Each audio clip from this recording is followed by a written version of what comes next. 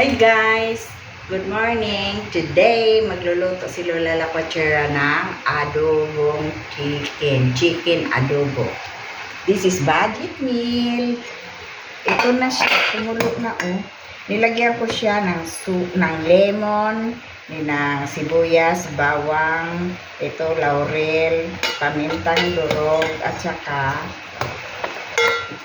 seasoning. Yung magic sarap. Ito na siya guys, nagkulo na. Ito. Paanuhin na lang natin siya pakuntiin ang tubig. At saka ito pa yun guys, oh.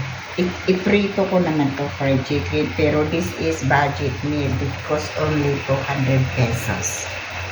Okay? So, watch it later. So, raktan muna natin. Okay? Guys, ito na yung chicken adobo. Ito yung chicken adobo. Luto na siya. Quick cooking lang itong ating chicken adobo. Madali lang siyang lutuin. Oh, nag-ano na siya. Nag-ano na. Tikman natin guys. Ay, napakasarap. Tikman mo. Grabe, ang sarap. Kaya, ngayon, luto na siya. So, it's time to magluto na naman tayo ng second recipe. Yung aking fried chicken kasama nito. Sige, okay, bye-bye. Okay, bye-bye.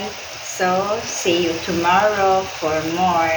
Please follow my Facebook page and my reels, my TikTok, and of course, my Instagram, and of course, my YouTube channel.